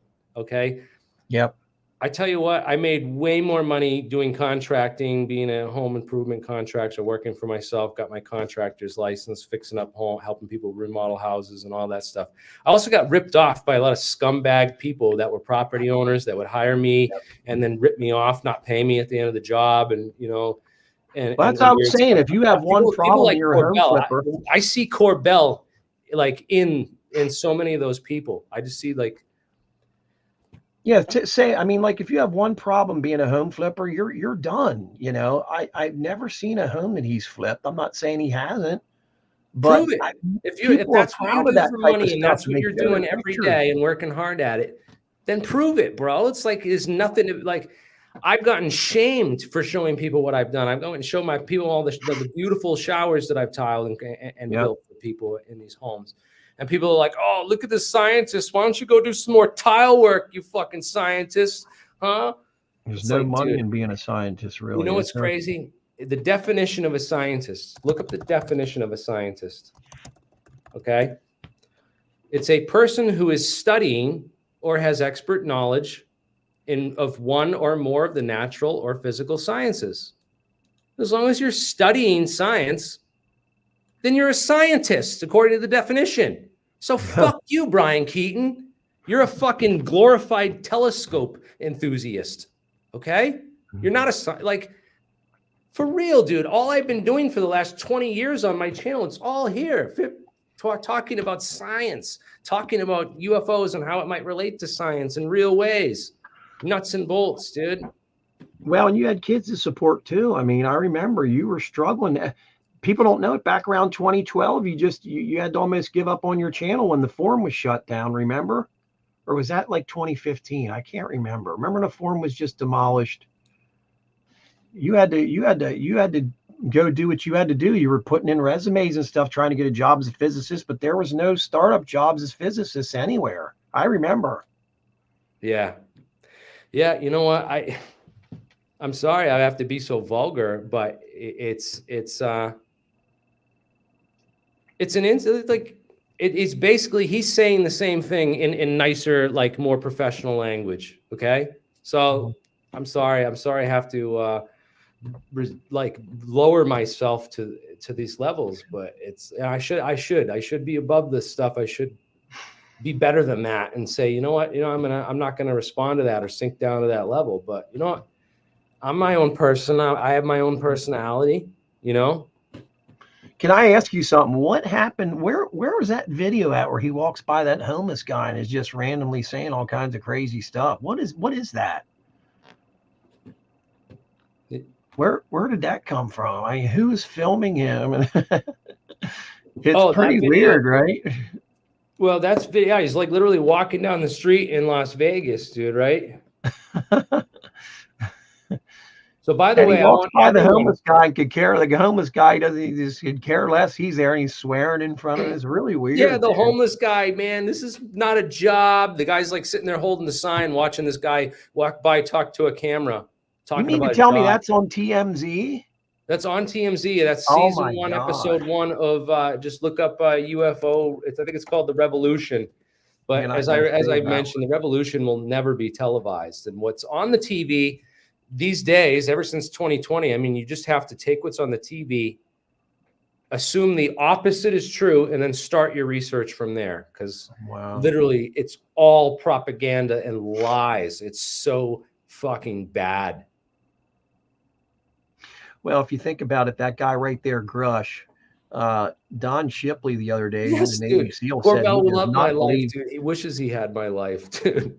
The Navy SEAL Don Shipley the other day said he doesn't believe Grush at all. He said he thinks he's crazy. And we're talking about 2 career Navy guys or whatever. Like, man, I have to lie about UFOs for money. When you seen Jeremy sitting behind him on the left and George sitting behind him on the right, and I started thinking about everything the guy was saying, I'm like, well, there's Bob Lazar's story. There's Dan Burrich's story. There's several stories there. And I'm just thinking to myself, he's heard all this guy from those 2. He's heard all these stories from them 2, Jeremy and George, I don't get it, man. I don't get it. I just don't understand it. It's, what's also really weird is that they've held back all this technology from getting out and put all this secrecy on it and put people like me in a blacklist and an information court. And meanwhile, like I'm doing the real research. I'm talking about how, I've found more classified information on Google Scholar. Okay. I've learned more about the programs and the UFO stuff on Google Scholar, looking up papers and scientists and just going from paper to paper and scientist to scientist than I've ever found on sites like the Black Vault. John Greenwald, who's basically like Susan Goff's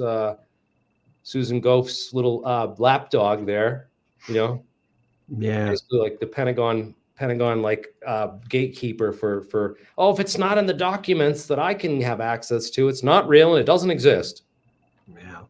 And it's like, dude, you're a fraud, bro. I found so much real stuff I've tried to send to this dude and he won't publish it. He called me like a truther. Yeah, he didn't like you for some reason. I didn't understand that one bit. I just asked him a couple questions about a subject he doesn't like to talk about because it's a little sensitive, dude. Because a lot of these people are shills and grifters, and they're not allowed to talk about real stuff and certain topics. George Knapp don't like him. You know that? What's that? I said George Knapp don't like him either. Yeah, a lot of people don't like him just because of that. But the Bob Lazar timeline, the whole we debunked Bob. I had a guy on Twitter tell me, like, because I made a post on Twitter about how we wasted a decade of my 20s. I spent, instead of going out and partying, going to clubs and making money and saving up to buy a house and doing all this stuff, I went and researched all this UFO stuff. I went down the Bob Lazar rabbit hole hard. Mm-hmm. And this guy's like, you wasted a decade on Bob Lazar research? I found out in a couple of hours or a couple of minutes that he was full of shit. Mm-hmm. And I'm like, dude, the only reason it took you a couple hours is because you found my information, my intel that I spent 10 years of my life digging up for you. So you're welcome. Yeah. You're welcome. What was that guy's name who did the Bob Lazar timeline? Pat. You're welcome. man. You know, you can say thank you instead of being Yeah, like, that oh, guy's you're an a brand idiot. new You spent show. 10 years researching this stuff. I learned it in like an hour. Yeah, because you found my research, because I compiled it all, put it all in one spot, and made it easy for people like you who actually want to do the research to find it. Yeah. Yeah, you have the debunked website up. That's Dude, really good information. The pictures are fantastic on there. Let's read this, man. I want to read the letter from John Lear, and then I gotta wrap this up and end it for the night, man. But this is going so good, man.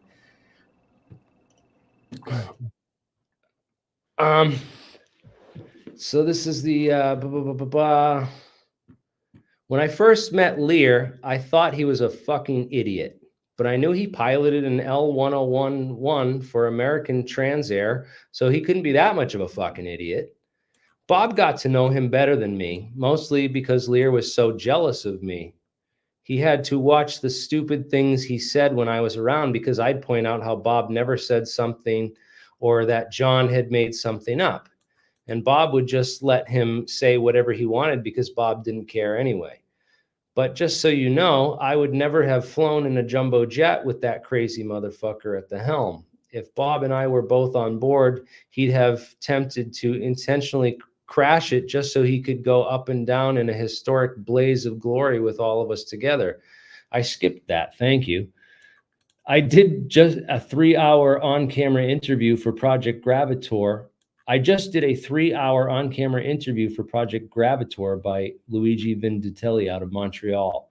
He's making the coolest, most high-def website you can imagine. He's making the S4 base, including the briefing rooms, the hangar, the tarmac, you name it. So with AI goggles, it's a trip. I saw the sport model on a computer, and they were here, and it was fantastic. The way he did it, too voluminous to fit on a DVD, so people will have to pay a fee to access that via their computer. So it's all going to be behind a paywall, apparently. But I didn't know he did a 3-hour interview with the Project Gravitator guys. That's pretty wild. I still think Gene's got to do an interview, man, and come out and talk more about all this stuff. But anyways,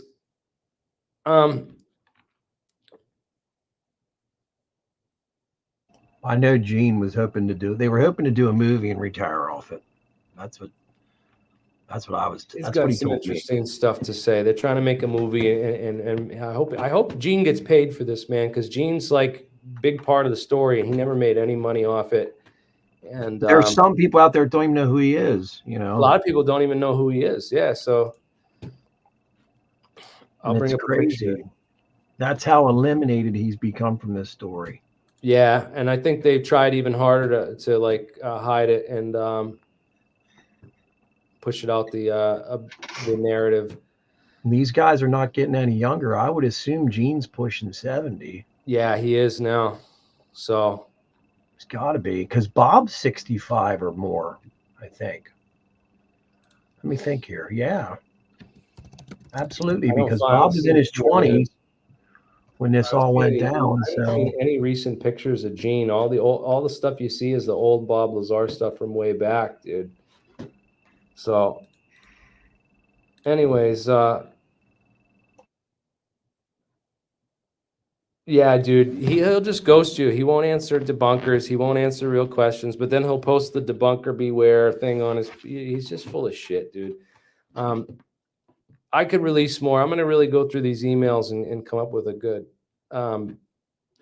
history of this stuff. And I'm going to dig more into this whole connection with, who's this dude? He's, the Robert Fetcher.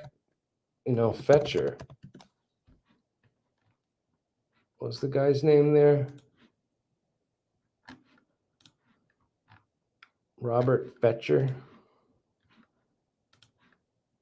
I can't find it now, dude. I don't know where it is, dude. But so you think this Luigi guy? You think this Luigi guy is trying to get a movie deal? Is that what Gene was saying? Looks that way. I know the amount of money he has spent has to be a lot, because just the people alone he flew over from Europe to produce the computer renderings. He's never done anything like this before. I mean, these people are the biggest, are experts from most state-of-the-art colleges there are. You should hear the names he mentions. I don't know who they are, but he names where they're from. Well, if this guy was involved, hundreds and hundreds and hundreds of thousands of dollars. I got to do more research into this. I want to find out, if all the timelines on this, who they met when, and I want to put together a whole backstory on Corbell so people can know the real truth about this guy. Not just hear it from the Kelly from the Rabbit Hole podcast. Did you hear her on the TMZ UFO thing? No, I don't. I didn't know he was on. I had no clue he was on TMZ until the other day when I saw him on there. He's on there all the time, huh? It's on Tubi there. There it is. Here's the link to it. Yeah, watch this. It's a riot, dude. This is just.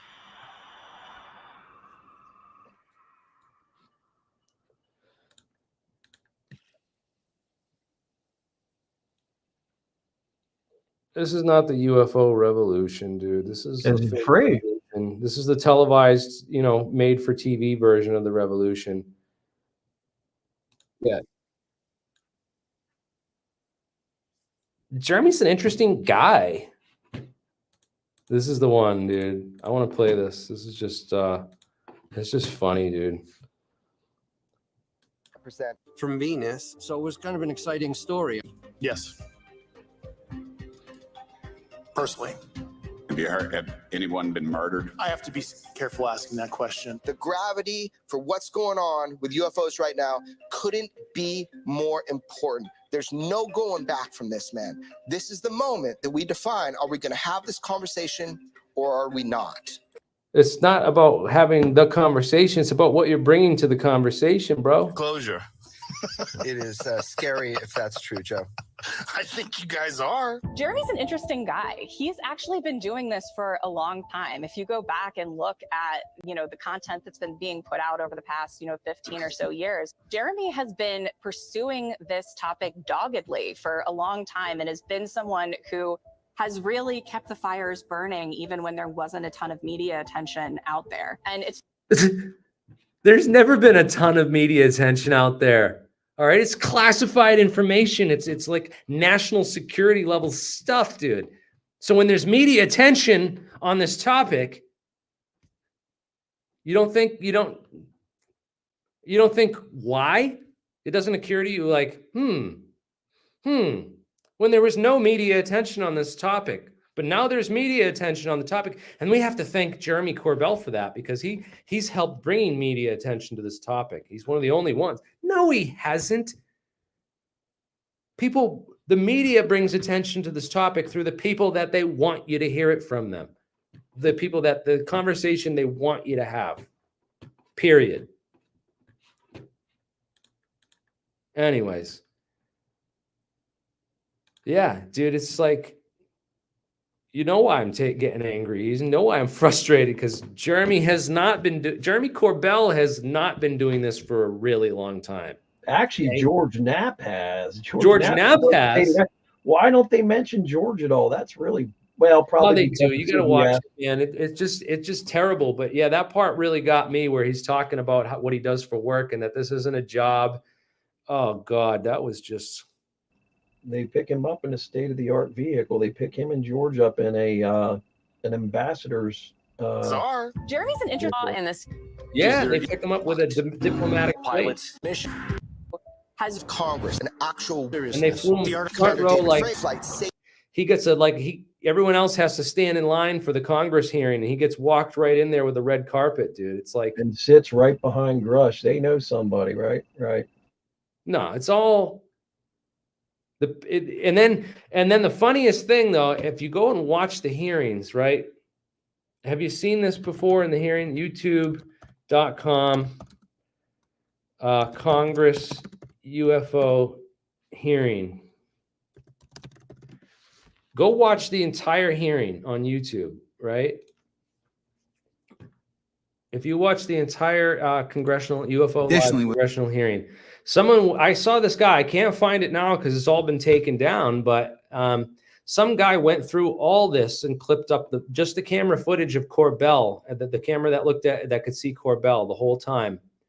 And for the whole 2-hour hearing, He's sitting there with his hands like in the shape of a pentagon. He's holding like a pentagon with his hands like this for like the whole 2 hours straight. There's only a couple times he breaks that symbol, and he sits there and holds a pentagon as he's sitting there in the front row right behind Grush, just like this.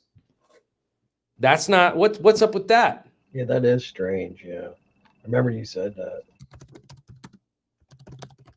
In like hands UFO hearing, you can't find it. You search for this, and it's like it shows you all the stuff that they want you to see, and the crap, you know, little green man and jellyfish balloons, and you know, it's again, I can't find the video. If anyone can find that and show that for me, that was a real interesting one that showed, you know, Corbell. Hands Congress. I can't find it on Twitter either, man. I swear they've look. I know there's a post about this somewhere, and you can find it, but it just won't find it for me on Twitter at all. So I don't know. I don't get it, but see if you guys can find it and see what you can do. I'm gonna open this up to open lines if people want to join, and let's see if we can get anyone. Anyone wants to share better information, something real, convince me of, there's the StreamYard link. You can come backstage and talk to me live. I'm not like Jeremy Corbell. I don't hide behind this. I'm better than all you. I'm a great fucking God. And I'm the best thing to happen to ufology. You know, I'm not going to steal your research. I'll give you credit. Okay. I always do.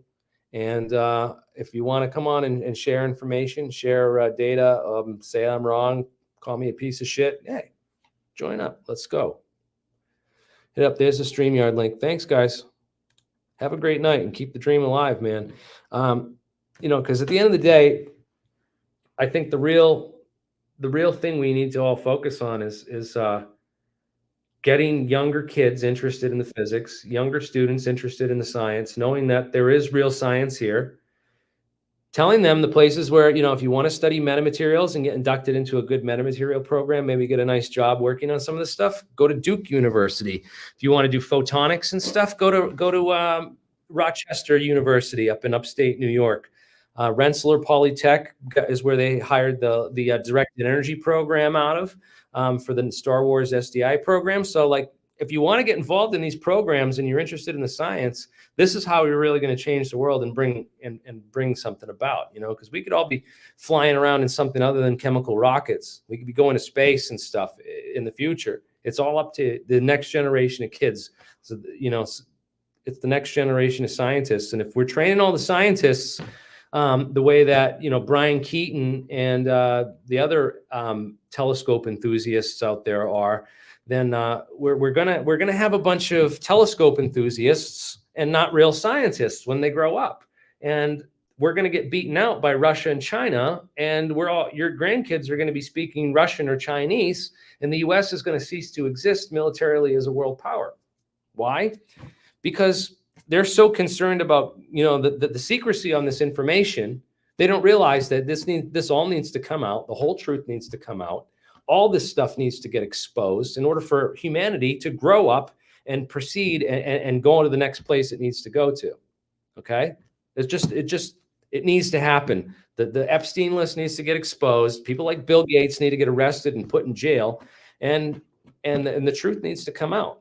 And people that aren't talking about, out against all this stuff, I'm very suspicious of them, man. And I know everybody doesn't agree with everything I say here or all the research, but that's fine. We're going to get rid of the corruption, and we're all going to be free. Humanity will be free. Humanity will defeat you, and we will bring the truth out. And the next generation of kids will bring the science of this all out. So let's that's where we're going. We're taking control, and we're taking back control of the narrative, and we're going to take control of it in the name of science, in the name of progress. Because at the end of the day, even if this UFO video is 100% real, even if this jellyfish UFO is totally an interdimensional alien, It's inconsequential. We've had the proof. We've had video proof that the CIA killed our president for 50 years, and it's done nothing to change the narrative. And people will notice. They go watch my Mick West debate that I had with him, right? So I talked about a number of issues with Mick, and it's good for people to go. You have to go to Mick West's channel and search on his channel for Jeremy Riss, because you will not find this debate any other way. They've shadow banned it and blocked it, and then even then you got to scroll down. Why do I go right to his channel? I search Jeremy Riss, and 5 other videos appear before mine does. Like, nobody else got Jeremy Riss in their name. None of these other titles or videos have Jeremy Riss in the title or the description. Why did mine got to be number 5? Doesn't make much sense. That's crazy. But anyways, you go watch that video and you watch how I argue with him. I stay away from certain arguments because I realize they're dead ends, and he keeps trying to bring the argument back to those positions, and I weave around that convincingly because I know the stuff that's actually going to affect change. I know the arguments that are not going to, and I stay away from those on purpose because they're not going to be win. They're always going to be to a stalemate where you can say, "Oh, well, you just believe this happened or that happened," and it's a matter of belief, and it's not a factual evidence-based discussion anymore. And that's where they want to, the debunkers and the straw man. They try to straw man your argument. They try to bring it to an area they can comfortably, shut it down. And that's what the debunkers do when they're pushing a narrative.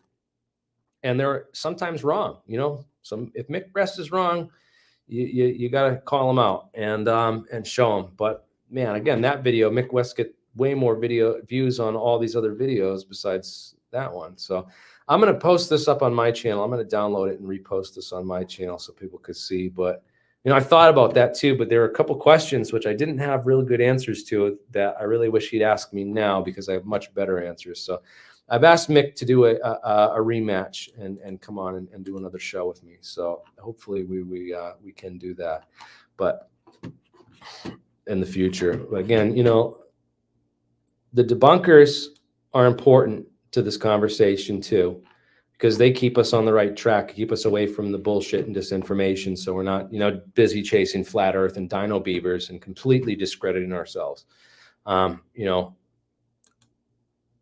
But again, the science, there's much better information in science out there. So I'm going to bring in some people, guys. Again, here's the link if you want to join. So join the after party and come hang out backstage. Thank you all for watching, and have a great night. Keep the truth alive.